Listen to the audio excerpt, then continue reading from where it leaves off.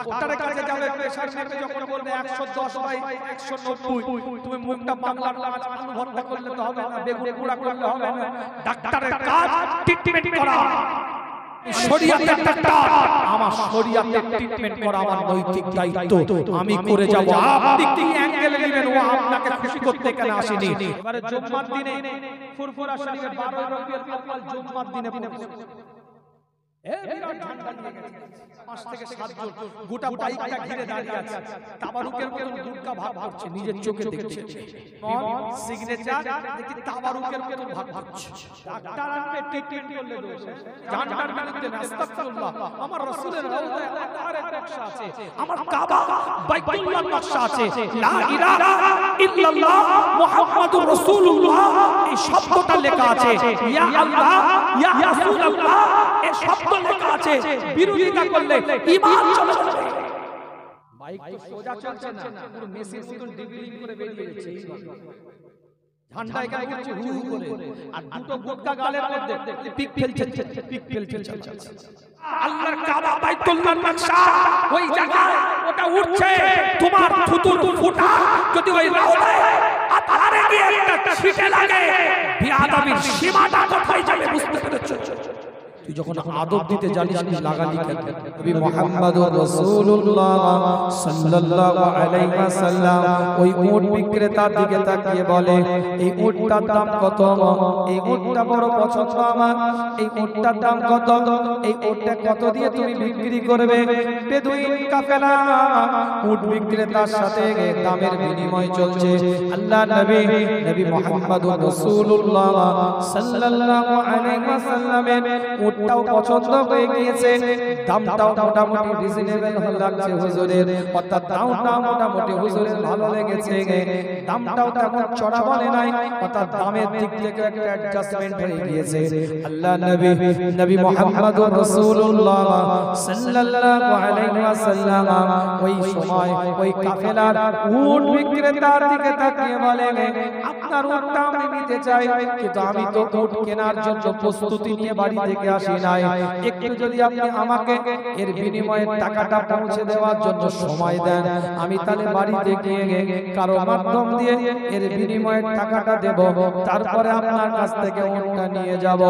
বেদুইন কাফেলার উট বিক্রেতা চিৎকার দিয়ে আল্লাহ নবী আল্লাহ রাসূলের দিকে লক্ষ্য করে বলে, আপনি উটটা নিয়ে চলে যান, আপনি একটু পরে আমরা এখানে অবস্থান করব, আপনি আমাদের একটু পরে অর্থটা পৌঁছে দিবেন, আপনি উট নিয়ে চলে যান।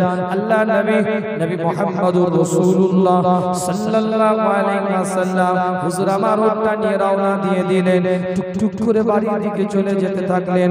হঠাৎ করে ওই কাফেলার সরদার ফিরে এসেছে, গোটা কাফেলাটাকে যে নেতৃত্ব দেয়, গোটা কাফেলাটাকে যে পরিচালনা করে, ওই কাফেলার সরদার ফিরে এসেছে। আল্লাহ নবী মুহাম্মদুর রাসূলুল্লাহ সাল্লাল্লাহু আলাইহি ওয়াসাল্লাম উট নিয়ে রওনা দিয়ে দিয়েছেন। কাফেলার সরদার এসে উট বিক্রেতার দিকে তাকিয়ে বলে, আমি যে উটটা তোমার জন্য আমি বলে গেলাম, এই উটটা যত্ন করে রাখবে, এই উটটা খুব দামি উট, এই উটটা বিক্রি করার আগে একটু ভাববে সে উটটা কি হলো। সে উট বিক্রেতা বলে, আমি উট তো বিক্রি করে দিয়েছি, কিন্তু তার বিনিময়ে টাকাটা অর্থটা কোথায়? উট বিক্রেতা বলতে থাকে, তিনি যিনি উটটা নিয়ে গেছেন তিনি আমাকে টাকাটা পৌঁছে দিতেন বলেছে। আল্লাহ নবী আল্লাহ রাসূলের সম্পর্কে কাফেলার সরদার আওয়াজ দিয়ে বলতে থাকে, উট বিক্রেতার দিকে লক্ষ্য করে, তুমি কি তাকে চেনো? বলে না চিনি না। আগে কি কোনোদিন দেখেছো? বলে না আগে কোনোদিন দেখি নাই। তার কবিলা কোথায় তুমি কি জানো? না আমি জানি না। সে কোন জায়গায় অবস্থান করে এই সম্পর্কে কি তোমার কোনো অবগত আছে? না আমি কিছুই জানি না। তাহলে তুমি উটটা দিলে কিসের ভিত্তিতে? তুমি যে উটটা দিলে কিসের জন্য, কি কারণে তুমি উটটা উটটা হাতের মধ্যে তুলে দিলে তুমি তাকে চেনো না, আগে কোনোদিন দেখো না, তার বাড়ি কোথা সেটাও জানো না, তার কবিলা কোথাও সেটা অবগত না, তাহলে কিসের ভিত্তিতে তুমি তার হাতের মধ্যে উটটা তুলে দিলে? কাফেলার সরদার রেগে গেছে, উট বিক্রেতার দিকে লক্ষ্য করে কাফেলার সরদার রাগান্বিত। কিতাবের রিওয়ায়াতের মধ্যে পাওয়া যায় ওই কাফেলার সরদারনি পর্দার আড়ালের মধ্যে ছিল, হঠাৎ করে পর্দার আড়াল থেকে আওয়াজ দিয়ে কাফেলার সরদারকে ডাকতে থাকে, এই সরদার আপনি এদিকে আসেন, আপনি তার উপরে রেগে যাবেন না, আপনি তার উপরে রাগান্বিত হবেন না। সে ব্যক্তিটা উটটা নিয়ে হাত থেকে চলে গিয়েছে, ওই মানুষটা যদি উটের অর্থটা আপনার হাতে তুলে না দিয়ে যায়, কারোর মাধ্যমে আপনি যদি উটের অর্থটা না পান, আমি আপনার স্ত্রী এর জিম্মাদারের দায়িত্বটা নিলাম, আমি আপনাকে উটের বিনিময়ে টাকাটা দিয়ে দেব।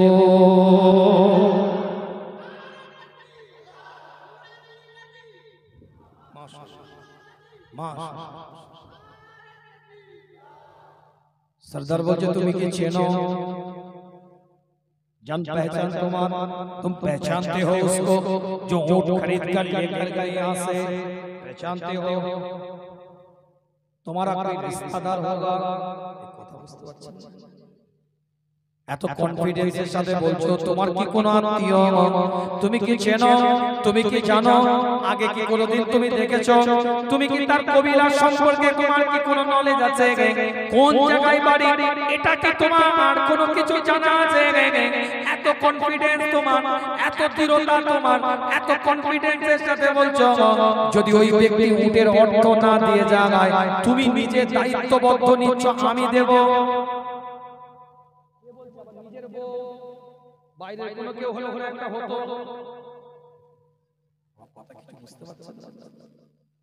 সরদারের বউ সরদারনি বলছে এত কনফিডেন্স, স্বামীও অবাক, কি ব্যাপার, কি বিষয়, তোমার কি কোনো পরিচিতি মানুষ? কাফেলার সরদারনি পর্দার ভিতর থেকে সরদারের দিকে লক্ষ্য করে বেদুইন কাফেলার সরদারনি আওয়াজ দিয়ে বলতে থাকে, না আমি তানাকে চিনি না, আমি তানাকে দেখি না, আমার সাথে তানার কোনো রকম আগে কোনো পরিচিতি ছিল না, তার কবিলাও আমি জানি না, তিনার গোত্র সম্পর্ক আমার কোনো নলেজ নাই। এত কনফিডেন্সের সাথে এজন্যই বলছি, যখন ওই মানুষটা এসে উটটা খরিদ করবে বলে, উটটা কিনবে বলে ওই বিক্রেতার সাথে কথা বলছিল, আমি পর্দাটা ফাঁক করে একটু দেখেছিলাম, তার চেহারাটার দিকে একবার তাকায়, তার চেহারাটার দিকে আমার নজরটা পড়েছিল, তার চেহারাটার দিকে আমার চোখটা একবার লেগেছিল, তার চেহারা দেখে আমার মনে হয়েছে এই মানুষটা মিথ্যা কথা বলতে পারে না, এই মানুষটা কোনোদিন ধোঁকা দিতে পারে না, এই মানুষটা কোনোদিন মানুষকে ওয়াদা করে ওয়াদা খেলাফ করতে পারে না। কাফেলার সরদারনি এই কথাটা শেষ হয় না, কাফেলার সরদারনি এই কথাটা শেষ করে না, শেষ হয় না, সঙ্গে সঙ্গে একজন ব্যক্তি আল্লাহর নবীর দরবার থেকে একজন সাহাবা অর্থটা নিয়ে এসে কাফেলার বিক্রেতা উট বিক্রেতার হাতের মধ্যে উটের বিনিময়ে টাকাটা উঠিয়ে দেয়। সবাই মিলে চতুর্দিক থেকে ঘিরে ধরেছে,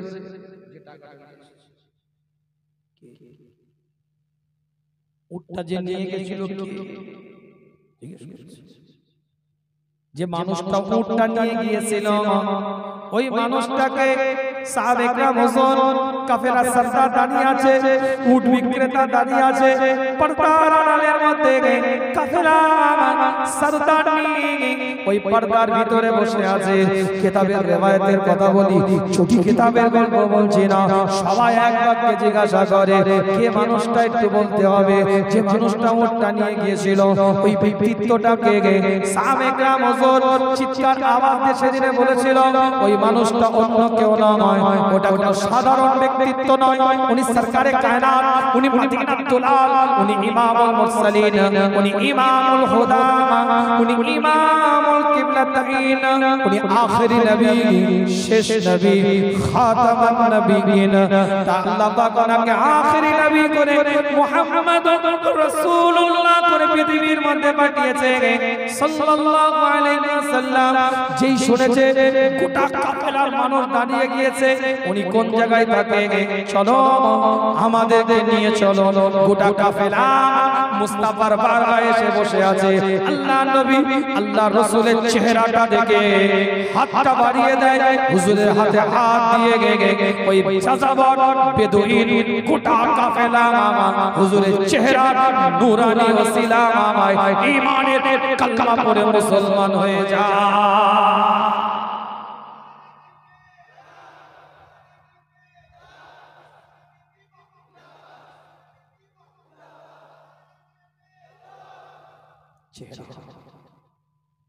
আলোচনা বুঝতে হবে।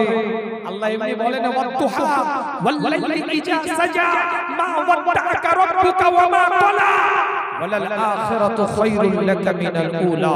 আল্লাহ বলছে ওয়াত্তুহা, মুস্তাফার চেহারা, ওয়াত্তুহা মুস্তাফার চেহারার সাথে চুল মুবারক, ওয়াল্লাইলি ইজা সাজা। আল্লাহ সার্টিফিকেট দিয়েছে। তুমি কে কে छोटी पर किताब पढ़ने वाला शेख फतवा দিচ্ছ বড় বড়, কোনটা জায়েজ কোনটা না জায়েজ তোমার কাছ থেকে শিখতে হবে, কোনটা হালাল কোনটা হারাম তোমার কাছ থেকে শিখতে হবে। চেহারা দেখে ঈমান নিয়েছে, সেই নবীর গোলাম। কথা ঠিক ঠিক জুড়ে বলেন না, কথা ঠিক বলছি। চেহারা দেখে ঈমান এনেছে, সেই রাসূলের গোলাম। জানা চেহারাটা দেখে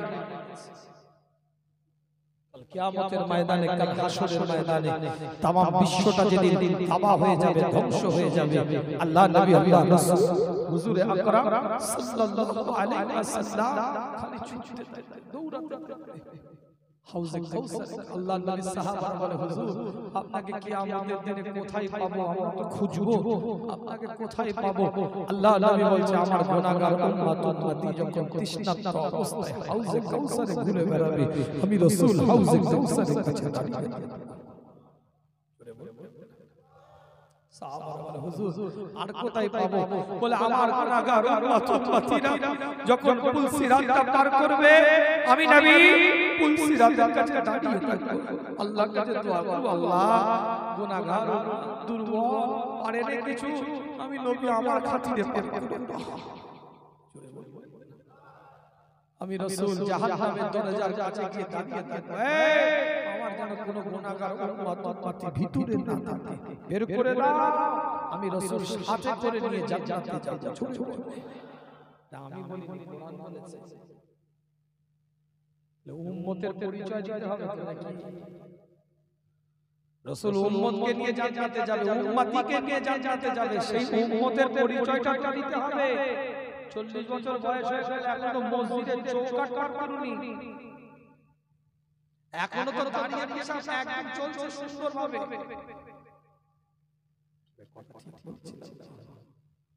আল্লাহ নবী আল্লাহ রাসূল বলছেন আমার উম্মত কোনদিন মিথ্যা বলতে পারে না, ধোঁকা দিতে পারে না। এই দুটো কাজ আমার উম্মত কোনদিন করতে পারে না। যে নবী 63 বছরের জীবনে একটা মিথ্যা কথা বলেনি, একটা মিথ্যা কথা। আর সেই নবীর উম্মত দাবিদার 63 বছরে 63টা মিথ্যা কথা বলার হুনার রাখে, প্রতিভা রাখে। 63 সেকেন্ডে 63টা মিথ্যা কথা বলার প্রতিভা রাখে। বক্তাও ঢপ মারছে, ঢপ মারছে, কমিটিও ঢপ মারছে, আর বলছে পাক্কা ঈদে মিলাদুন নবী। ওরে বাবা, যত বড় বড় মিথ্যুকরা আপনি ভাইরাল করবেন, কিছু মনে করবেন না, বাস্তব কথা। আমি তো বেশি ডেলিভারি দিই, আজকে দিলাম না, হালকা হালকা ছেড়ে দিলাম। যত বড় বড় মিথ্যু, সবথেকে বড় বক্তা একটা সমাজ ভাইরাল, ঢপ মারতে পারে, ভাইরাল হয়ে গেছে। শ্রোতা বুঝছে কি মিথ্যে কথা বলছে, তারপরে শুনছে, তার মানে আকেলে শয়তান কেমন পিশাব করেছে বুঝতে পারছে। শয়তান শ্রোতা বুঝছে যে 2 ঘন্টায় একটা হাদিস বলেনি, একটা শরীয়তের কথা বলেনি, কমেডি করে গেছে, নোংরা ভাষা ব্যবহার করে গেছে, হেড ল্যাঙ্গুয়েজ ব্যবহার করে গেছে, কথার মধ্যে কোনো শালীনতা নাই। এটা জানার পরে ইউটিউব দেখে তাকে দাওয়াত করে নিয়ে আসছে। তবে শয়তান কোথায় পেশাব করেছে মাথার বুঝতে পারছে। বলছি না, এসব বলি বলে আমার মনে এই হুজুরের একটু খোঁড়া টাইপের হয়েছে। ওই জন্য আমাকে নিয়ে সবাই সংসার করতে পারে, আর যারা সংসার করে চট করে তালাক দেয় না। কথা বুঝতে পারছে? আর আলোচনা বাড়াবো না, আর শুনলেন আর বলতে চাইছি খুব খারাপ। আল্লাহ পাক সকলকে কবুল করেন, সকলে বলেন আমিন। একটা ছোট্ট কথা বলবো, একটা তাকবীর নাকি নারায়ে তাকবীর, আরো জোরে নারায়ে তাকবীর, নারায়ে তাকবীর। আল্লাহ নবী আল্লাহ রাসূল সাহাবে کرام হুজুরদের সাথে আলাপ আলোচনা করে, সাহাবে کرام হুজুরদের সাথে কথাবার্তা বলতে থাকে। নবী মুহাম্মদুর রাসূলুল্লাহ সাল্লাল্লাহু আলাইহি ওয়াসাল্লামের দরবারে একজন রাখাল বালক গিয়ে বসে থাকে। হুজুরের চেহারাটার দিকে তাকিয়ে চাতক পাখির ন্যায় বসে আছে, হুজুরের চেহারাটার দিকে তাকিয়ে চাতক পাখির ন্যায় বসে আছে। রাখাল বালক পাহাড়ের চূড়ার উপরে গবাদি পশুগুলোকে চড়াতে থাকে, দুম্বা চড়াতে থাকে, মেষ চড়াতে থাকে, ভেড়া চড়াতে থাকে, ঘোড়া চড়াতে থাকে, উট চড়াতে থাকে, গৃহপালিত পশুগুলোকে চড়াতে থাকে। সব পাহাড়ের উপরে চড়তে থাকে। রাখাল বালক মুস্তাফার কদমে বসে বসে হুজুরের চেহারাটার দিকে তাকিয়ে থাকে। রাখাল বালকের মনিবের কাছে খবর পৌঁছে যায় যে ডিউটির জন্য আপনি তাকে পাঠান, সে ডিউটিটা পালন করে না। সে ওই পাহাড়ের চূড়া মামায় গবাদি পশুগুলোকে, বকরিগুলোকে ছেড়ে দিয়ে, দুম্বাগুলোকে ছেড়ে দিয়ে, উটগুলোকে ছেড়ে দিয়ে সে মুহাম্মদুর রাসূলুল্লাহ সাল্লাল্লাহু আলাইহি ওয়াসাল্লামের বারগাহে গিয়ে চাতক পাখির ন্যায় তাকিয়ে থাকে, নবীর চেহারাটার দিকে তাকিয়ে থাকে। সে ডিউটি পালন করে না। রাখাল বালকের মায়ের কাছে খবর চলে যায়, তোমার ছেলে ডিউটি করছে না। মা বলে, খালা বলে, ডিউটি তোমার দায়িত্ব ওই বকরি চড়ানো, তুমি কারোর কাছে যাবে না, তুমি পাহাড়ের চূড়ায় গিয়ে বকরি চড়াবে। তুমি মুহাম্মদুর রাসূলুল্লাহ সাল্লাল্লাহু আলাইহি ওয়াসাল্লামের বারগাহের মধ্যে প্রবেশ করবে না। রাখাল বালকটা মায়ের দিকে তাকিয়ে, খালার দিকে তাকিয়ে আওয়াজ দিয়ে বলতে থাকে, একটা বারের জন্য আপনারা আমার ওই রাসূলের চেহারাটা আপনারা দেখেন, আপনারা আমার মুস্তাফার চেহারাটা একবার দেখেন। চেহারা দেখার পরে যদি যেটা বলবেন সেটাই করব। রাখাল বালকের মা আল্লাহর নবী আল্লাহর রাসূলের বারগাহে দূর থেকে এসেছে, দূর থেকে আমার রাসূলের চেহারাটা দেখছে। কিতাবের রিওয়ায়াতের মধ্যে পাওয়া যায় রাখাল বালক বলতে থাকে, ওই দেখেন একটা নুরানি চকচকে ঝকঝকে একটা চেহারা, ওই চেহারাটাই হচ্ছে আমার নবী মুহাম্মদুর রাসূলুল্লাহ চেহারা। দীর্ঘক্ষণ থেকে মা ওই চেহারাটা দিকে তাকিয়ে আছে, তাজদারে হারামের চেহারাটা দিকে তাকিয়ে আছে, মদিনার দুলালের চেহারাটা দিকে তাকিয়ে আছে, ইমামুল মুরসালিনের চেহারাটা দিকে তাকিয়ে আছে। রাখাল বালকের মনটা দুক করে, মা কি বলে, মা কি বলে দিবে, কি বলতে কি বলে দিবে, যদি নিষেধ করে দেয় আর তো আসতে পারবো না। দুক করতে থাকে রাখাল বালকের মন। হঠাৎ করে মা খালা দুজনে আওয়াজ দিয়ে বলতে থাকে, যে মানুষটার চেহারা তুই দেখালি আমাকে, যে রাসূলুল্লাহর চেহারাটা তুই আমাকে দেখালি, এরকম সুন্দর চেহারা আগে কোনোদিন দেখি নাই, পরেও কি দেখবো? না না, সম্ভব নয়। এত নূর, এত জ্যোতি, এত আলো, এত সুন্দর চেহারা আমি কোশিশকালেও কখনো দেখি নাই। আমার বাচ্চা, আমার সন্তান, সব কাজ ছেড়ে দে, ওই মুস্তাফার কদমে গিয়ে কুরবান হয়ে যা। সব ছেড়ে ওই নবীর কদমে যে আজ নবী নাই, নবীর আদর্শ আছে, সে আদর্শটাকে কুরবান হয়ে যেতে হবে। কথা ঠিক না? হুজুর তো না, কিন্তু হুজুর বলছে আমার সুন্নাত আছে, সুন্নাতটাই কুরবান হয়ে যায়, নবীর উপরে আপনি কুরবান হয়ে গেলেন। কিন্তু নবুয়ত কসম খেয়ে রেখে দিয়েছি, সব সব জানি। এবারে জুম্মার দিনে ফুরফুরা শরীফে 12 রবিউল আউয়াল জুম্মার দিনে পড়েছে, বিরাট ঝান্ডা নিয়ে গেছে, ঝান্ডা নিয়ে বসে আছে, তিনটা আপনার 5 থেকে 7 জন গোটা বাইকটা ঘিরে দাঁড়িয়ে আছে, তাবারুকের মতন দুর্গা ভাব করছে, নিজের চোখে দেখছে। বিমল সিগনেচার দেখি তাবারুকের মতন ভাব করছে, ঝান্ডা নিয়ে গেছে, ঠিক আছে, আমি বিরোধী নই। দাদা পীরের মাজার জিয়ারত করেছি, আলহামদুলিল্লাহ, সুন্নাত রাসূল ভালো করেছি। আল্লাহর ওলির দরবারে 12 রবিউল আউয়াল এসেছি, ঝান্ডাটা নিয়ে দাঁড়িয়ে আছি, ঝান্ডাটা গোল করে রোল করে জামাতে আসরের নামাজটা হচ্ছে, একটু গিয়ে তো আদায় করতে পারতিস। আমি বলি বলে খারাপ, ও ডাক্তার আনবে ট্রিটমেন্ট করলে দোষ, কার্ডিওলজিস্টের কাছে যাবে, ইসিজি করলে বলবে কেন করছো না ইসিজিটা, কেন রিপোর্টটা দিলে, এটা কোন কথা হলো? আমরা বলছি নিউরোগ্রাম করতে হবে। ও ডাক্তারের কাছে যাবে, প্রেসার মেপে যখন বলবে 110 বাই 190, তুমি মুখটা বাংলার মাছ আলু ভর্তা করলে তো হবে না, বেগুন পোড়া করলে হবে না। ডাক্তারের কাজ ট্রিটমেন্ট করা। কার্ডিওলজিস্ট ডিপার্টমেন্টে ট্রিটমেন্ট করবে, অর্থোপেডিক্স ডিপার্টমেন্টে ট্রিটমেন্ট করবে, নিউরোলজিস্ট ট্রিটমেন্ট করবে, গ্যাস্ট্রোলজিস্ট ট্রিটমেন্ট করবে, অনকোলজিস্ট ট্রিটমেন্ট করবে, ডেন্টাল দাঁতের ডাক্তার সে তার ট্রিটমেন্ট করবে, ইএনটি নাক কান গলা সে তার ট্রিটমেন্ট করবে। আমি শরীয়তের ডাক্তার, আমার শরীয়তের ট্রিটমেন্ট করা আমার নৈতিক দায়িত্ব, আমি করে যাব। আপনি কি অ্যাঙ্গেল নেবেন, ও আপনাকে খুশি করতে কেন আসেনি, আমার আল্লাহ খুশিকে নিয়ে জন্য বসে আছে। সব দাড়ি পাল্লায় এক জায়গায় মাপতে যাবে, একটা মাছি ফলের দাড়ি পাল্লায় উঠে এরকম করে বসে আছে, খদ্দের বলবে এই মাছি তারা ফল ওজন করো, বলবে কথা বুঝতে পারছেন? আপেল, বেদানা, নাশপাতি কিংবা মিষ্টির দোকানে মিষ্টি কিনছেন ওজন করে, একটা দুটো মাছি ওর মধ্যে পাল্লার উপরে, ইলেকট্রনিক্স পাল্লার উপরে বসে আছে, প্যাকেটের উপরে ঢুকে গেছে, আপনি বলবেন যে মাছিগুলোকে বের কর, আবার ওজন কর, নালে দাম কম দেবো। কিন্তু ওই মাছিটা যদি একটা সোনা মামা পাল্লায় উঠে গিয়ে চুপ করে বসে বসে মিট মিটে তাকায়, কি করবে?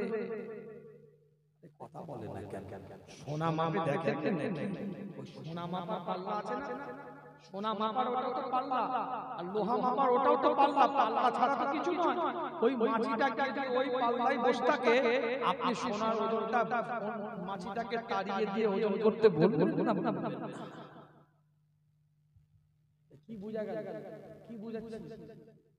সব কিন্তু পাল্লা এক নয়, আর সব এক পাল্লায় মাপতে যাবে না। দিন বোঝেন, শরিয়াত বোঝেন, ইসলাম বোঝেন, অত সহজ নয়। নিজের চোখে দেখা কথা বলছি, কারো বানোয়াটি কথা বলছি না। ঝান্ডা নিয়ে বসে আছে, আমি ঝান্ডার বিরুদ্ধে না, আস্তাগফিরুল্লাহ। আমার রাসূলের রওজায় আতারের নকশা আছে, আমার কাবা বাইতুল্লাহর নকশা আছে, লা ইলাহা ইল্লাল্লাহ মুহাম্মাদুর রাসূলুল্লাহ এই শব্দটা লেখা আছে, ইয়া আল্লাহ ইয়া রাসূলুল্লাহ এই শব্দ লেখা আছে। বিরোধিতা করলে ঈমান চলে যাবে। বাইক চালাচ্ছে, এ বাস কথা বলছি, নিজের চোখে দেখা কথা বলছি। কেউ এসে সরিয়ে দিয়েছে, তোমার কেন উগলে দিচ্ছে? না না, বাইক তো সোজা চলছে না, পুরো মেসির মতন ডিভিলিং করে বেরিয়ে যাচ্ছে। মেসির মতন ডিভিলিং করে ঠিক এইভাবে বেরিয়ে যাচ্ছে, ঠিক এইভাবে বেরিয়ে যাচ্ছে। আর ঝান্ডা এখানে উঠছে হু হু করে, আর দুটো গুটকা গালের মধ্যে পিক ফেলছে, পিক ফেলছে। কথা ভুল বললে প্রতিবাদ কর, কথা ভুল বললে প্রতিবাদ কর, কান ধরে কষ্ট করব না, তুই ঠিক আমি ভুল। মেসির মতন ডিভিলিং করছে, দুটো গুটকা গালের মধ্যে, বিমল সিগনেচার গালের মধ্যে, ওই যে থুতুটা ফেলছে রানিং এর মধ্যে, পতাকা রাউদায় আতারের নকশা, আল্লাহর কাবা বাইতুল্লাহর নকশা, ওই জায়গায় ওটা উঠছে। তোমার থুতুর ফুটা যদি ওই রাউদায় আতারে গিয়ে একটা ছিটে লাগে, বিয়াদবির সীমাটা কোথায় যাবে বুঝতে পেরেছো? আদব যখন দিতে জানো নিয়ে ঘুরছো কেন? আমার তুই গুটকা খাস, ফেলে দে, কুল্লি করে ওঠ, সেটা তোর ব্যাপার। আদব যেখানে দিতে পারিস নি, তুই নিয়ে ঘুরছিস কেন? লুকিং গ্লাসে দেখবেন ঝান্ডা লাগাই, লুকিং গ্লাস কেন? বিশ্ব নবী দিবস উপলক্ষে, আমি বিরুদ্ধে নয়। লুকিং গ্লাসে ঝান্ডা লাগাই নাট দিয়ে, 3 দিন পরে নাট ঢিলে হয়ে গেছে, ওর তো ঢিলে অনেক দিন হয়ে গেছে, ওই ঝান্ডার নাট ঢিলে হয়ে গেছে, হুশ করে টেনেছে, হুশ করে পড়ে চলে গেছে। আমার কথা কিছু বুঝতে পারছেন না? এখন বুঝতে পারছেন? লগা দিয়ে বাড়ির ছাদের উপরে ঝান্ডা লাগায়, বড় লম্বা লগা করে বাড়ির ছাদের উপরে ঝান্ডা লাগায়। আমি বিরুদ্ধে নয়, উনি কলকাতায় চলে গেছে, হুশ করে হাওয়া দিয়েছে, অন্য জায়গায় গিয়ে পড়েছে। তার আড়াইটার সময় ঝড় হচ্ছে, কোথায় একটা নোংরা জায়গায় পড়েছে। তুই যখন আদব দিতে জানিস না, লাগালি কেন? লাগিয়েছ আদবের সাথে পরের দিন গুটিয়ে নিয়ে চুমা দিয়ে কর্পূর দিয়ে সুন্দর করে তুমি আলমারিতে তুলে দাও।